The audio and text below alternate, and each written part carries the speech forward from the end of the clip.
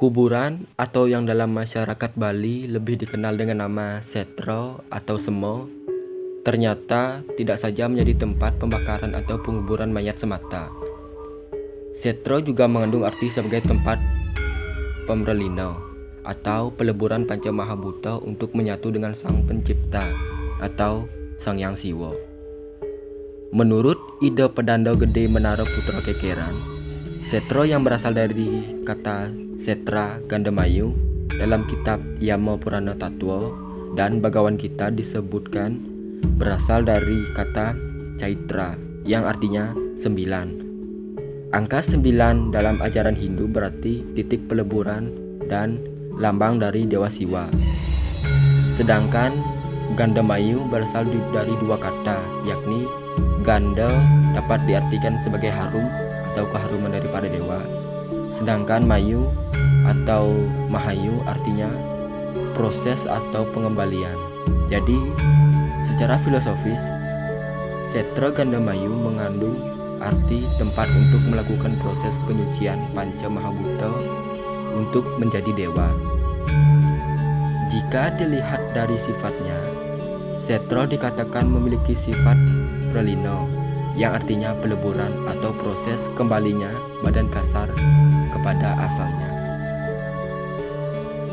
Proses dari pralina ini, kata ide Pedanda Gede Menara Putra Kekeran, tidak terlepas dari fungsi dari Trimurti, yakni 3 manifestasi Tuhan yang wujud Brahma, Wisnu, dan Siwa. Proses utpati atau proses penciptaan yang dilakukan oleh ide Sang Hyang Widi-Wasa dalam manifestasinya sebagai Dewa Brahma, dan selanjutnya adalah proses stiti, yakni proses pemeliharaan yang dalam manifestasinya Tuhan berwujud sebagai Dewa Wisnu yang bersifat memelihara alam semesta beserta isinya. Dan yang terakhir adalah pralino, di mana dalam kitab Bagawan Kita dinyatakan jika seluruh unsur di dunia ini akan muncul dan melebur pada saat yang bersamaan. Akan tetapi, karena adanya perbedaan sifat-sifat unsur-unsur tersebut, maka oleh pengendalian manusia yang kebetulan juga memiliki sifat-sifat muncul unsur itu, dianggaplah unsur paling halus muncul paling dulu, disusul oleh unsur-unsur yang tingkatannya demi setingkat lebih kasar. Dengan demikian, sifat dari Setra ini adalah suci, karena dalam seluruh proses yang dilakukan dalam peleburan tersebut adalah suci. Namun demikian, selama ini masyarakat Hindu di Bali diakui Sudarsana menganggap Setra itu adalah tempat yang kotor karena menjadi tempat pembakaran mayat. Tentu anggapan ini salah, karena jika dilihat dari filosofinya, Setra adalah tempat yang suci karena di sanalah proses penyucian dilakukan sesuai dengan fungsinya, yakni sebagai tempat peleburan unsur Panca Mahabhuta menjadi dewa. Di Setra ini juga memiliki dewa yang dipuja dan bertugas sebagai pelebur. Adapun dewa yang dipuja di Setra ini adalah Dewa Siwa beserta dengan saktinya, yakni Dewi Durga. Oleh karena itu, pada umumnya Durga diceritakan sebagai tokoh dewa yang menyeramkan. Maka ketiga tempat itu juga dipersepsikan sebagai tempat pemujaan yang terkesan angker dan menyeramkan. Dewa Siwa beserta dengan saktinya di wilayah Setra ini dalam lontar Siwa Purana disebutkan menempati 3 tempat yang berkaitan erat dengan Setra. Adapun ketiga tempat tersebut adalah Pura Dalam, Prajapati, Kayangan, dan Setra. Di Pura Prajapati adalah tempat pemujaan alam kosmis, sedangkan Setra atau pemungunan atau tempat pembakaran mayat adalah tempat atau panggung transformasi dari sifat Dewi Durga yang cenderung bergerak ke kiri atau kiwa. Sedangkan Pura Dalam adalah stana Siwa yang berfungsi sebagai penetralisir kekuatan positif dan negatif yang ditimbulkan oleh praktik-praktik ajian durga tersebut.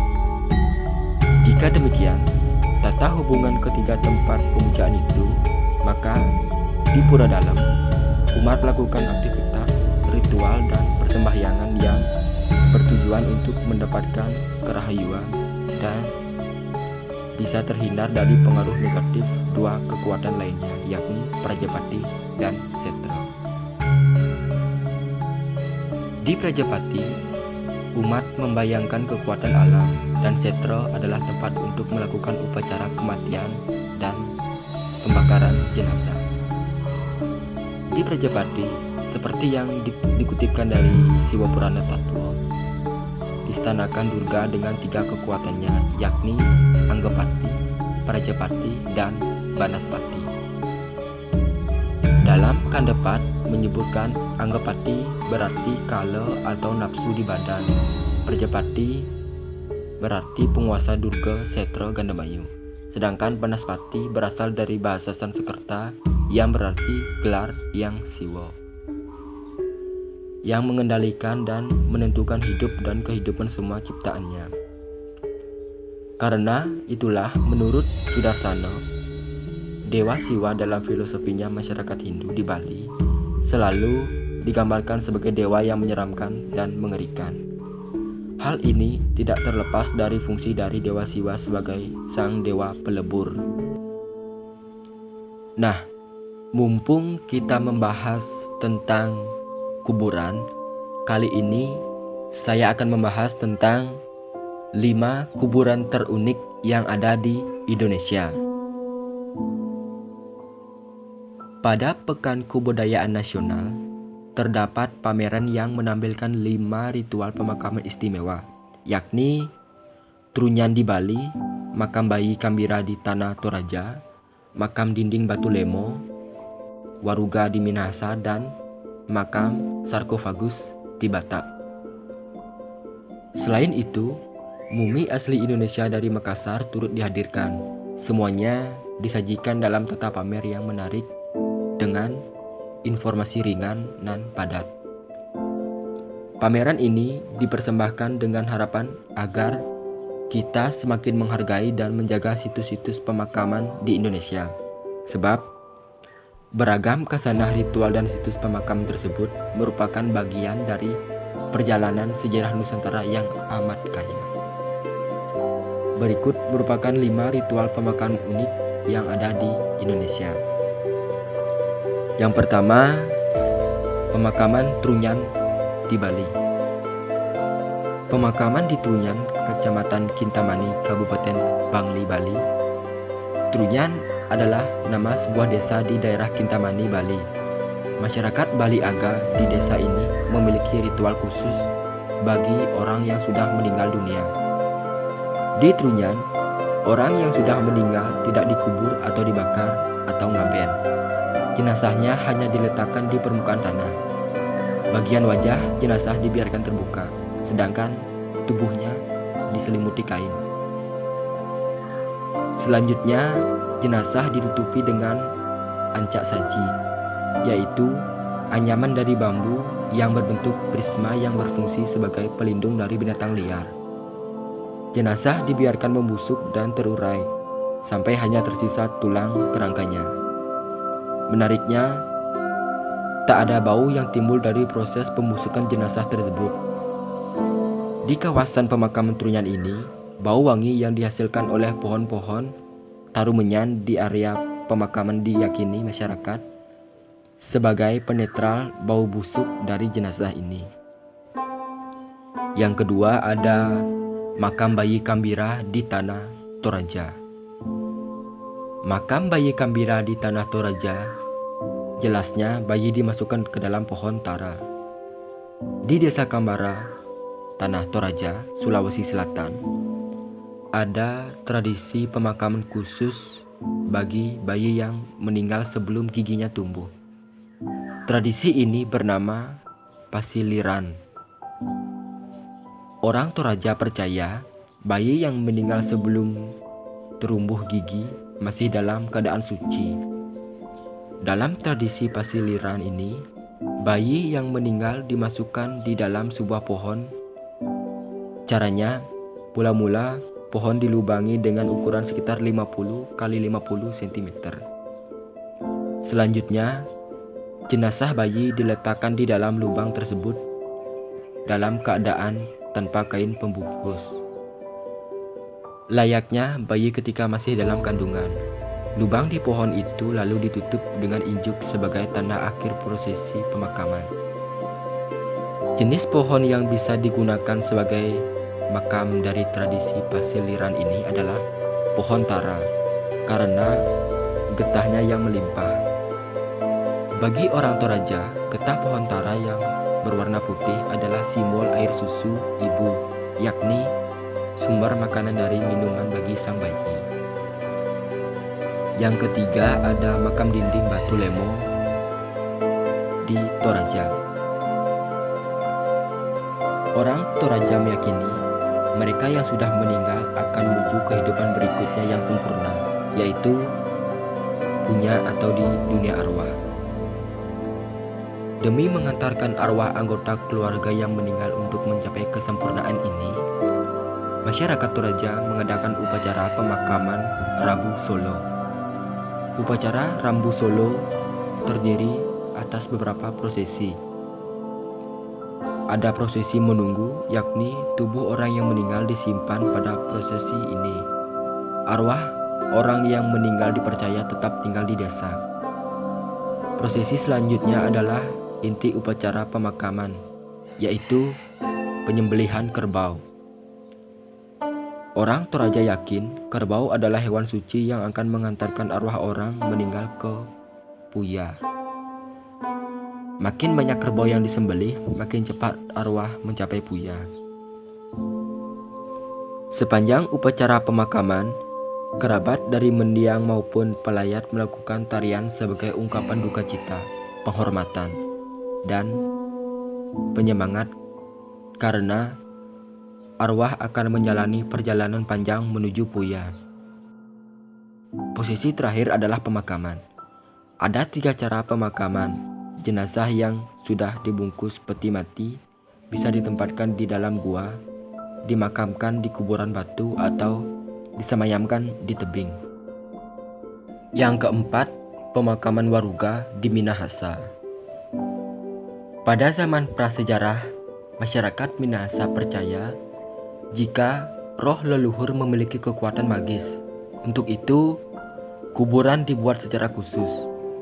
Waruga terdiri dari 2 bagian, bagian badan dan bagian tutup. Bagian badan berbentuk kubus dan bagian tutup berbentuk menyerupai atap rumah. Uniknya, waruga tidak dibuat oleh kerabat atau keluarga dari orang yang meninggal. Akan tetapi, dibuat sendiri oleh orang yang akan meninggal. Ketika orang itu akan meninggal, maka dengan sendirinya akan memasuki waruga yang dibuatnya, setelah diberi bekal kubur dengan lengkap. Suatu hari, bila itu dilakukan dengan sepenuhnya, akan mendatangkan kebaikan bagi keluarga yang ditinggalkan. Waruga sendiri berasal dari bahasa Tombulu, yakni dari suku Katewale, Maruga, yang memiliki arti rumah dari badan yang kering. Waruga juga memiliki arti lain, yakni Walewaru atau kubur dari Damato atau sejenis tanah lilin. Dan yang terakhir ada pemakaman Sarfagus di Batak. Sarfagus salah satu pemakaman yang sering terdapat di Pulau Samosir. Sebagian besar sarfagus yang ditemukan di Samosir merupakan wadah kubur yang di dalamnya terdapat tengkorak dari banyak individu yang berasal dari satu marga. Secara umum, sarfagus Samosir mempunyai bentuk 4 persegi panjang. Pada bagian atasnya melebar, berbentuk menyerupai perahu sebagai pelambang wahana atau kendaraan bagi almarhum untuk menuju alam arwah. Bagian wadahnya mempunyai lubang sebagai tempat penyimpanan tulang dan sering dihias dengan pahatan kepala manusia yang digambarkan menyeramkan seperti monster atau makhluk mistis. Di bagian depan atas, pahatan kepala manusia terkesan menonjol dan menakutkan, menjadi lambang tokoh penolak bala atau pengaruh buruk dan jahat yang akan datang. Hal ini bertujuan agar arwah tidak mengalami gangguan dalam perjalanan menuju dunia arwah. Pahatan figur lainnya berada di bagian depan wadah dan di bagian belakang tutup sarfagus. Figur tersebut adalah penggambaran orang yang memiliki hubungan yang dekat dengan yang meninggal. Pahatan figur yang ada di bagian depan dibuat pada posisi bervariasi, yaitu jongkok, bisa duduk, bisa berdiri, dan pada bagian belakang tutup sarfagus memiliki pahatan figur tokoh atau hiasan tertentu. Nah, itulah pembahasan saya tentang pemahaman kuburan dalam umat Hindu dan kuburan-kuburan unik yang ada di Indonesia. Jika kalian suka video ini, silahkan beri jempol ke atas. Dan jika kalian tidak suka, silahkan diberi jempol ke bawah. Sampai ketemu di video selanjutnya.